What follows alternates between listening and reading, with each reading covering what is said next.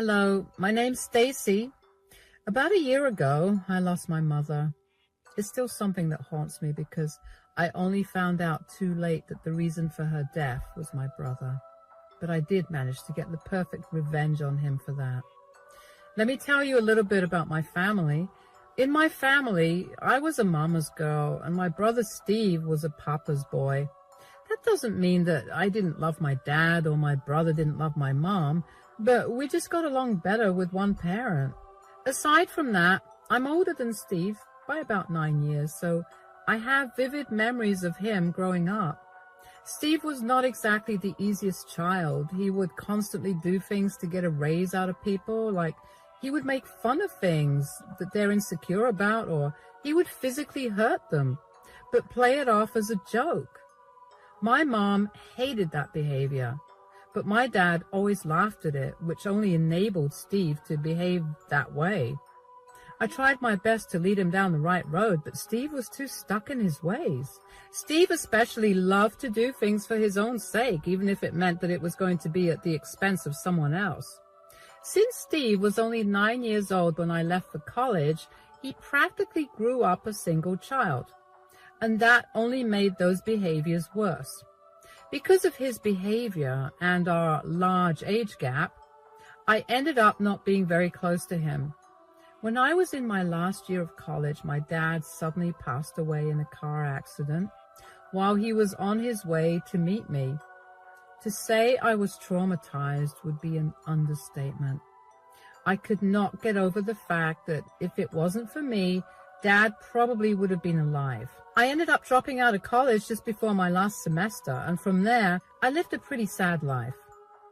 I had no degree to my name, nor did I have many skills. I somehow managed to find a minimum wage job that fit me, and that's where I've been working for years. I live paycheck to paycheck, and I live in a small studio apartment. It's not a lot, but I'm happy with what I have. Steve, however, went on to not only finish his undergraduate degree, but also do his postgrad. He landed himself a great job, and he got married to his college girlfriend. The two of them made more than enough together, so they bought a house together and were planning on having kids. I still didn't have a great relationship with Steve, but because my mom would insist on us meeting her at the same time as part of family time, I knew what was happening in Steve's life. We gradually became closer, but still not as close as regular siblings are. Still, I was happy that I had everything I needed: family, shelter, food, clothes. And this is how it was for years. But then one day, I got a call from the hospital telling me that my mom had had a really bad stroke. I don't even remember what happened after the phone call because my entire mind felt so fuzzy.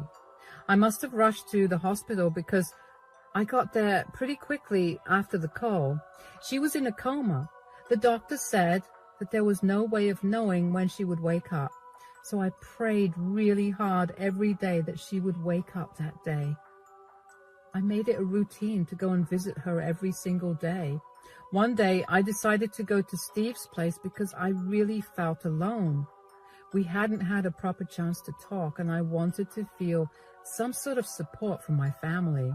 When I got to Steve's place, he greeted me at the door. "Hi, Stacy, come in." "Hello. How are you holding up?" "Not very good. What about you?" "Not very good either. I never thought that we could just almost lose Mom like that."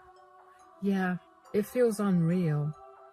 "I mean, I know that she's an old lady, but she had always been so full of life that to think that she could have almost gone is so scary." "I know. I haven't been able to sleep or eat. I visited her at the hospital today. She's still in a coma, but the doctor told me that she might not be able to walk properly, and her cognitive functions will be affected. She's essentially going to be like a child now." "Yeah, I heard that too. What do we do?" I looked into nursing homes, and they're expensive to say the least. I spoke with her insurance, and they won't be covering that. I looked into that too, and while I saw some cheap ones, I don't exactly trust those. Besides, I've read too many horror stories about nursing homes, so I don't trust them anymore. I don't want Mom to suffer more than she already has. I agree. So we'll have to move her into one of our places. Well, you live in a studio apartment. I don't think you'd be able to take care of Mom there. I know. I could move, but breaking this lease would be very difficult. And I also don't have that kind of money to move. Don't worry about that. Penny and I will gladly take Mom in. We'll be her guardians and caretakers. Really? It'll be a lot of work. We could hire an at-home nurse to help. There's no need for that. She's our mother, so we have to take care of her. Yeah, you're right, but it's still going to be a lot for you. You're going to have a raise in your expenses, and aside from working, you'll be even more exhausted. Besides, Penny and I are living more than comfortably, so we'd be able to afford a lot more for Mom. We also have cameras inside the house, so it's very secure.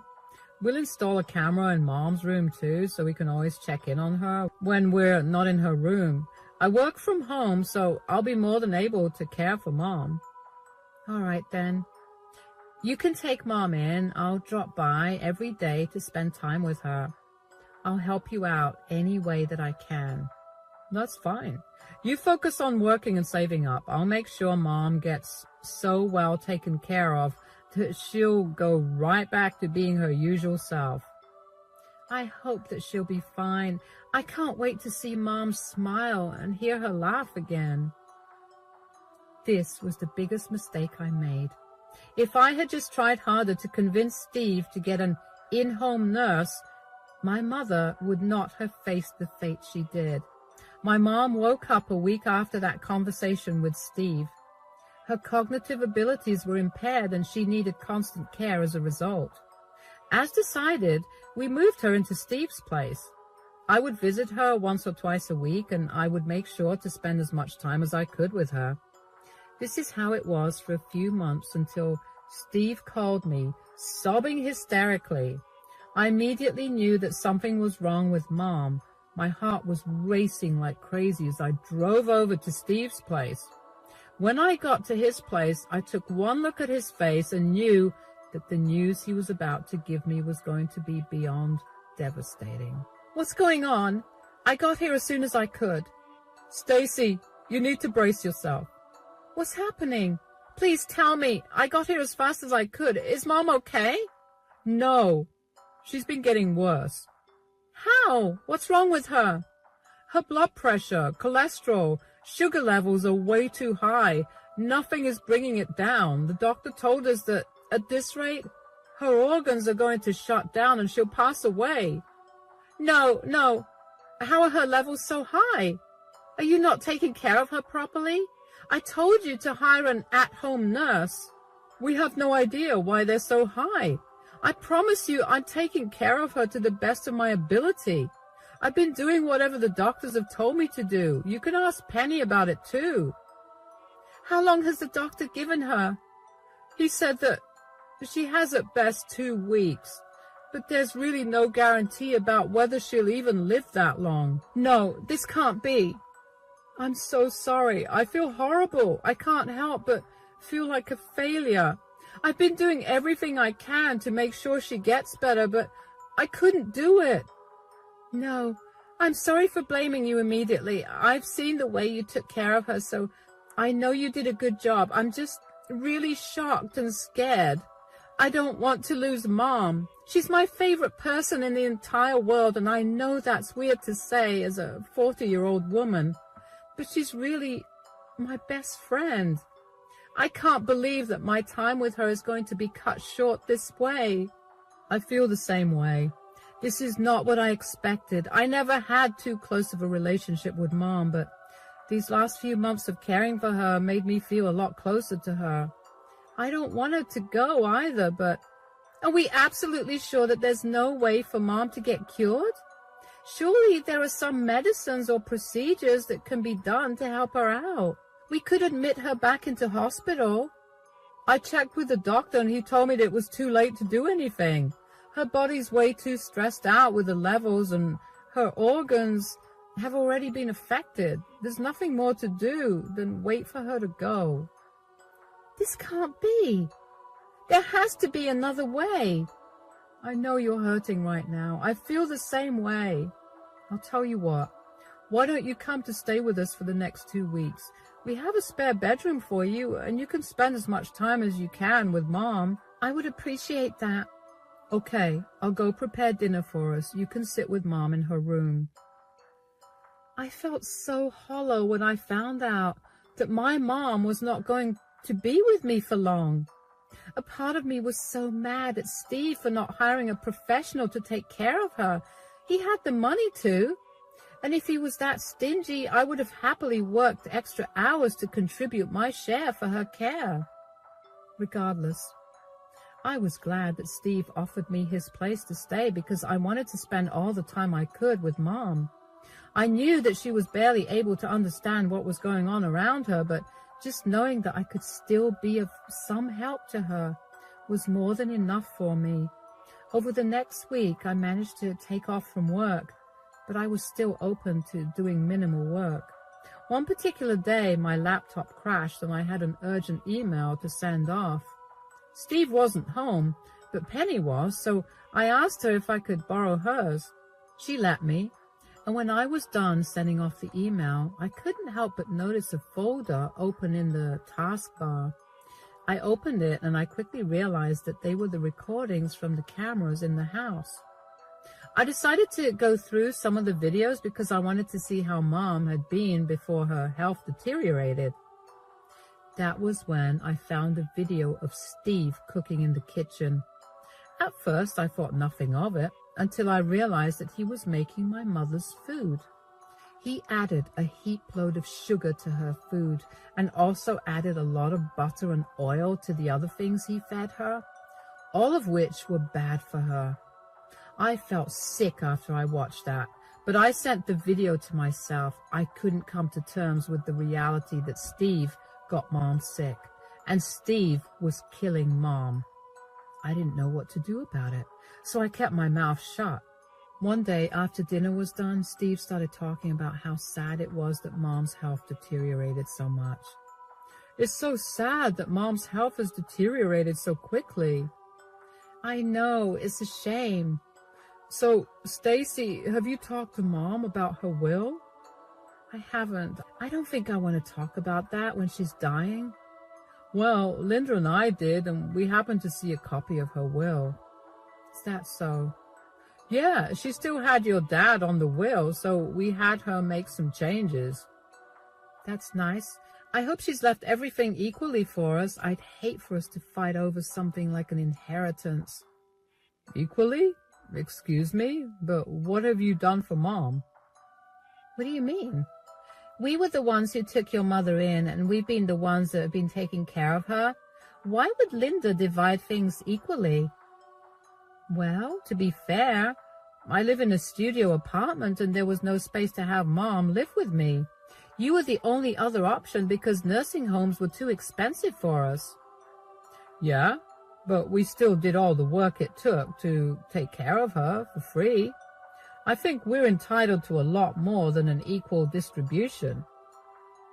This is an absurd conversation to be having right now while our mother is literally on her deathbed.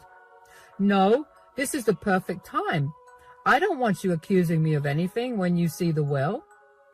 What do you mean? Did you tamper with the will? We didn't tamper with it. We just made sure that we were going to get what we really deserved.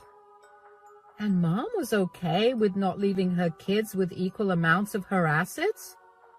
Yeah, I mean, there's absolutely no chance that she'll leave a single penny for you when you did nothing for her. She saw how hard we worked to take care of her, and she's going to reward us accordingly. Well, neither will you get a single penny from her because you made her sick. What are you talking about? The other day, I happened to come across a video of you making food for Mom.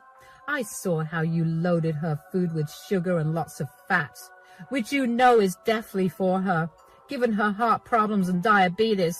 Her organs have started shutting down because of what you did. You're lying. You have no proof of that. You're just making things up so you can do something about the will. Here, why don't you watch the video yourselves? I watched as their faces turned from anger to fear. Both of their faces paled and they were sweating so much you'd think we were in a sauna. I was glad that I finally found a way to express what I'd been feeling about what I thought, because I now had a solid plan in place for what I was going to do with the video. But before I could do anything, I wanted to hear what they had to say for themselves. As I turned my phone back to me, I set it to record because I needed as much evidence as I could get. So, do you have something to say for yourselves? How did you get this video? Does that really matter? Did you place cameras in our home and record us? That's a crime, you know. First of all, I did not do that. That behavior is psychotic and I don't have time for that. Secondly, this was a recording from your own cameras. And lastly, even if I did plant cameras in your house and watch you, how is that more serious of a crime than you making Mom sick to the point of her dying? So you went through our devices to get this footage. That's an invasion of our privacy. Also, we hid that footage. How did you even get access to it? I didn't purposely go through your devices. I literally happened to stumble upon it one day while I borrowed Penny's laptop for some emergency work. The hidden folder was open and I found it. You had no right to do that. And you had no right to kill my mother. We didn't kill Mom. You practically did. You made Mom so sick that now she won't be able to recover. It's just a matter of time before she's no longer with us. So what? Did you tamper with Linda's will? No, Mom hasn't been in the right state of mind to edit her will again, but I will contest the will when she passes away. I bet the judge will be shocked to see this evidence. No, you can't do that. Why can't I do that? Mom worked so hard her entire life to provide for Steve and me. You guys chose to slowly poison her all because of your greed. Please, don't expose Steve. He's your brother. Please think of what this would do to his future. His future? Mom was supposed to have a longer future that you guys robbed. Who cares about his future when he killed Mom? She's not dead yet. I'll make things right, I promise. How in the world will you do that? You know what her doctor said. She has until the end of this week and then she's gone. You did this to her. Stacy, I'm sorry. I'll give you all the inheritance. Please, just keep your mouth shut about this whole thing. I'm begging you. No amount of begging will change my mind about this. I only kept silent about this because I didn't want Mom to leave us feeling upset and betrayed. If Mom had even a sliver of a chance of survival, I would have reported you immediately. After she's gone, I'm going to make your lives miserable. I will never forgive you guys for what you did, and I hope that you get punished in the worst ways possible. I got up and went into Mom's room after that. It felt good to finally let them know that I knew of what they'd done. Of course, only Steve was in the video, but from the way that Penny was defending him, I knew that she had known of his actions. What hurt most was that she was okay with what Steve had been doing. For the rest of the week, I avoided Steve and Penny. They kept trying to talk to me about changing my mind. At some point, Steve even got on his knees and told me that he would give me as much money as I wanted for me to keep my mouth shut about the video. When I refused to budge, they got angry. One night, I even caught the two of them trying to delete the video from my phone while I was asleep. I yelled at them a bunch for doing that, but I couldn't help but feel a little upset at how stupid they thought I was. That video was incriminating evidence, and there was no way I was going to store it on my phone only and not have it backed up in multiple hard drives and devices. I went back to ignoring them after that incident, and finally, they ignored me as well. They must have convinced themselves that I would not report Steve, because when Steve got arrested, about 2 weeks after my previous conversation with Steve and Penny, where I revealed that I knew what they'd done, my mother passed away in her sleep. I was glad that she had a painless death, but it did not erase the pain I felt from her leaving. Even though I hated Steve's guts, I still acted civilly with him while we planned the funeral. It was a day that was filled with lots of pain and comfort at the same time.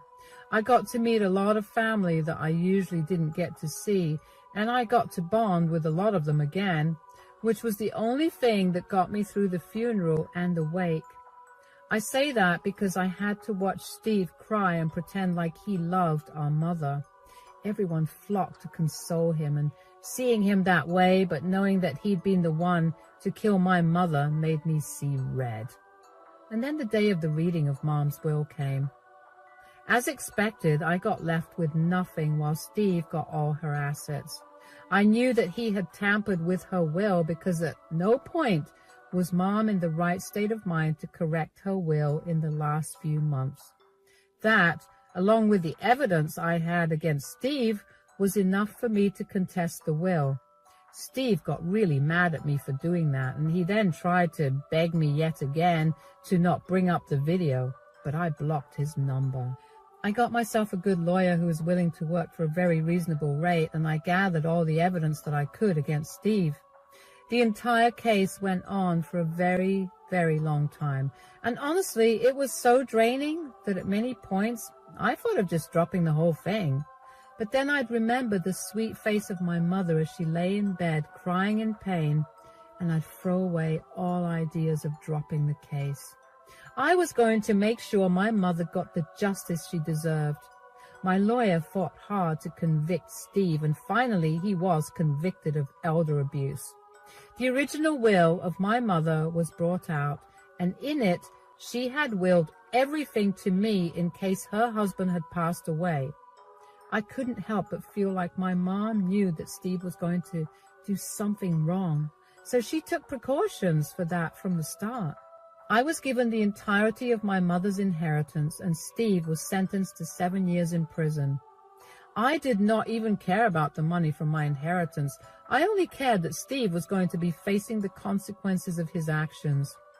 I waited until I saw Steve exit the courtroom in handcuffs before rushing out. I did not want to deal with anything that Penny would have to say to me. Over the next week, Penny continued to spam my phone with calls. I did my best to ignore her and instead tried to focus on myself.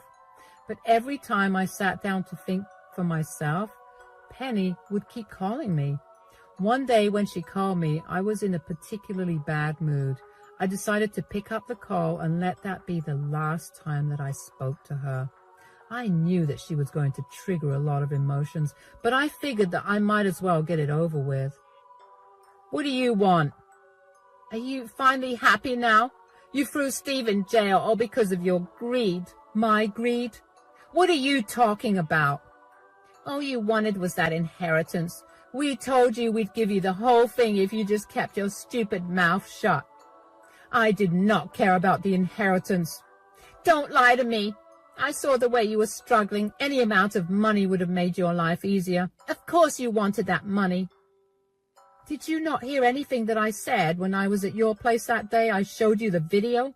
I told you that I'd be reporting you two for elder abuse. And we told you to keep your mouth shut. We were willing to pay you whatever it took for you to not say a word. I don't care about the money. No amount of money would have healed my mother, nor will it bring her back. What you two did was beyond disgusting, and now Steve is facing the consequences of his actions. But he's your brother. Do you not care that he's going to be rotting in prison for 7 years? He poisoned my mother every single day because he wanted the money. 7 years is too short of a sentence. You're a monster. You're valuing a dead person over someone who's alive and has a long future ahead. The only reason my mom is dead is because of Steve. Stop denying it. You're lucky that he protected you. You and I both know that you're equally guilty for what you guys did to Mom. I didn't have any evidence of you hurting Mom, so that could not be proven. I hope that your life only goes downhill from here. You don't deserve any happiness. You've ruined mine and Steve's lives. Do you even know what's been happening because of your selfish actions? My family has abandoned me. The rest of your family has disowned Steve and has been blasting my phone with texts on how disgusting we are. Steve got fired, And now that he has a criminal record, it'll be extremely hard for him to get another job. I'm barely making enough to cover my expenses. And when Steve finally gets out, I won't be able to support both of us. This is all your fault. Stop blaming me for what's happening to you. You and Steve chose to hurt my mother. Neither of you cared about how she felt or the pain that she must have gone through because of your selfish desires. Whatever you're going through right now is a result and consequences of those actions. You can live in denial for as long as you want, but at some point, you're going to have to face reality. You and Steve killed my mom. Never contact me again. I don't care about either you or Steve, so I don't care about what you're going through either. Bye. I cut the call on Penny pretty quickly after that. She had some nerve to call me and yell at me for putting Steve in jail. She clearly did not realize how I'd be the one living with the guilt of not having reported Steve earlier, or not being around enough to figure out what she and Steve were doing. If I had moved to another bigger apartment, I would have been able to save Mom, and she would have been able to live for at least another 5 years. Penny was only thinking about her husband rotting in jail, and not the reason for that happening to him. I couldn't understand how Penny could blame me for what happened when she knew that what Steve was doing was wrong, and she still supported him. It was truly a miracle that I did not lash out at Penny and start yelling at her. Anyway, that conversation made me realize just how many of my feelings I had suppressed. I knew that I couldn't keep feeling the way I did, or I would spiral into depression, and getting out of that would not be an easy feat at all. I couldn't help feeling so guilty about my position in life and my inability to earn more money, because if I did, I would have still had my mother by my side. I decided to start therapy, and after a few months of it, I decided to give life another shot. I applied to a community college that allowed me to transfer my credits from years ago, and within a few months, I had graduated. I managed to land a better job, and I'm doing much better for myself. As for Penny, she's been excommunicated from her family. A lot of them reached out to me to both apologize for Penny's actions and involvement in my mom's death, and to also applaud me for putting her and Steve in their rightful places. She tried to contact me several times after we last spoke, but I didn't want to relive the past constantly, so I blocked her. I don't know how Steve is, because I was firm on not wanting to be a part of his calling list. The rest of our family also did not want to be in touch with him. As a result, none of us really knows how he's doing. Whatever it is, I'm sure it can't be good. I know that I'm in a better place now, and although my mother's death still saddens and hurts me, I've learned to accept that there was not much I could do for her given my situation.